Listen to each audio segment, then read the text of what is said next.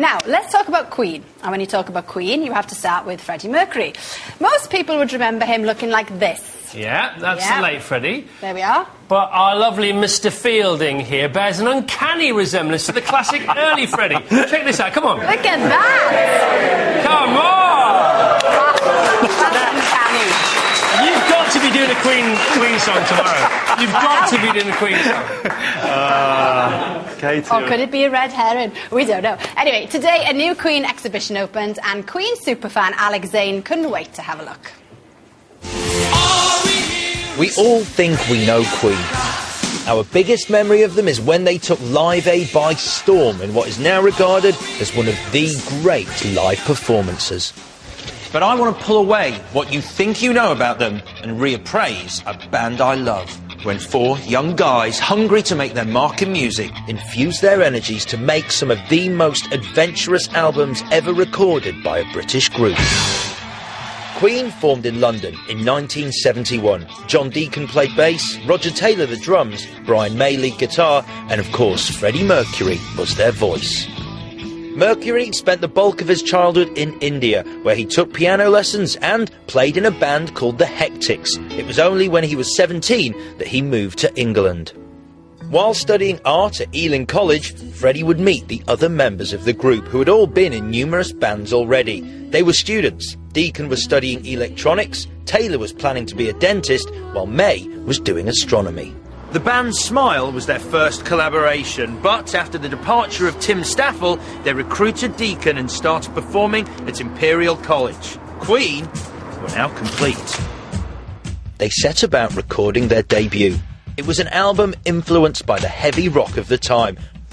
They were labelled the New Led Zeppelin, but the album showed versatility and even paid homage to the art rock of the day. Their follow-up, Queen 2, featured long, complex instrumentals. This was Queen doing prog rock. It was jam-packed full of melody, so that people who liked your general pop could go, hey, I can really get into this. The album also spawned their first hit single, The 7 Seas of Rhyme. For their next recording, Brian May would create Brighton Rock, one of the best guitar solos in rock history. He built his own guitar, played with a sixpence. He used to use the Echoplex for his delay. You can tell it's him straight away. First couple of notes, oh, it's Brian. Sheer Heart Attack was a giant radio-friendly leap forward and also gave the band their first taste of commercial success. The album fused a variety of different musical styles, from Caribbean to ragtime to, of course, heavy metal. I'm just... Another single, Killer Queen, reached number 2 in the British charts and also established them in America. Their fourth album, A Night at the Opera, was named after the Marx Brothers film. Freddie himself designed the artwork and, at the time, it was the most expensive album ever produced.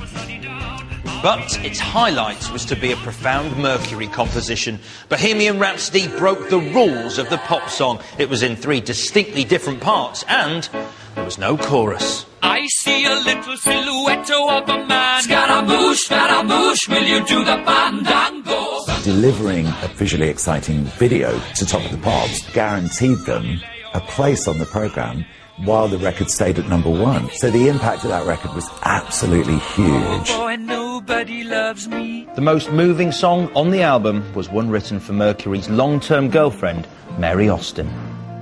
He had been struggling with his sexuality for years, and it began to disrupt their relationship. Love of my life, you've hurt me. A Day at the Races contained some classics. Freddie got personal with a touch of gospel,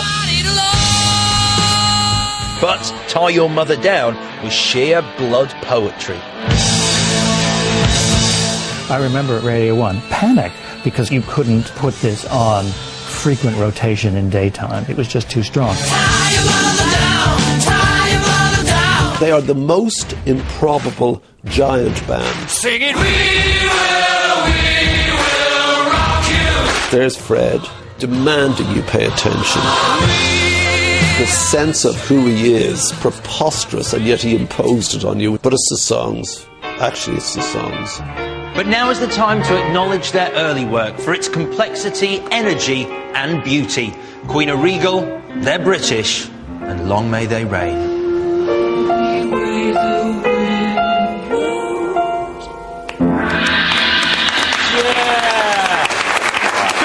Alex, and by the way, isn't Paul Gamashini looking more and more like Bob Geldof every day? Whose fault was that? Whose fault was that? All right, the exhibition's got stuff in it. Good stuff. Look at this stuff it's got in it. Look. Now this is a sketch of Freddie's sister by Freddie when he was at art college. That's brilliant, isn't it? Beautiful. You were at art college, weren't you? Yeah, all the greats come out of art. How would you rate this?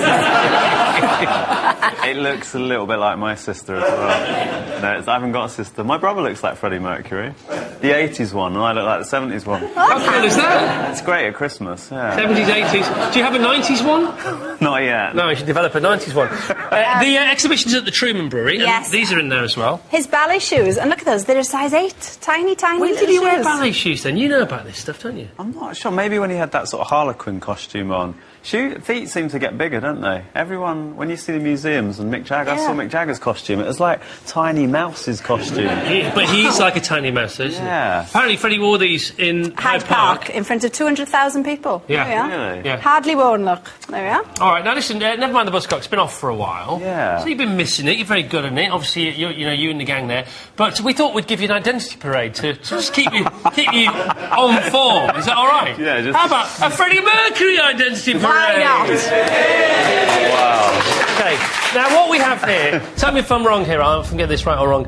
We have 5 Freddie Mercurys. Yeah? Yes. Now 4 of them are professional tribute Freddies. That's right. And 1 is a kebab shop owner. Yeah, he works in a kebab shop. He works in a kebab shop. Yeah. Okay, so not necessarily. He hopes to be an owner one day. Currently, just working. Yeah, it's kind of tribute to Jay's early film you see on Doner Kebabs, isn't it? All right, so you've got to spot the kebab shop worker. Really? Yeah. We're calling it Donna Stop Me Now.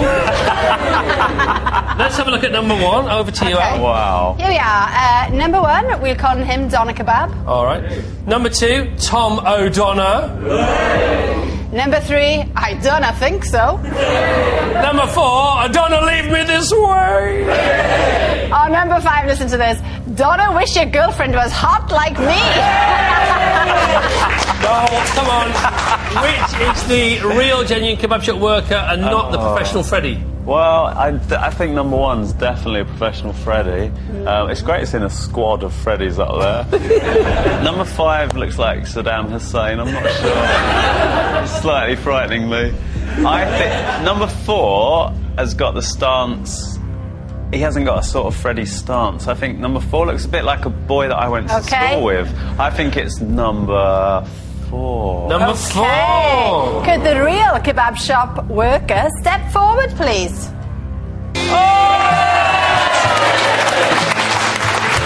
Number 5 is Mike Parler from Parler Kebab House in Keene. If you don't believe us, here he is at work in his kebab shop. There. Hey! Okay, Fantastic. thanks to number 1, Paul Jackson from tribute band Queen Bee. Jackson from tribute band Mercury. There he is. Number 3 is PJ Moore, solo artist. Number 4 is James from A Kinder Mercury. Thanks all, gentlemen, for coming in. Take your leave, please.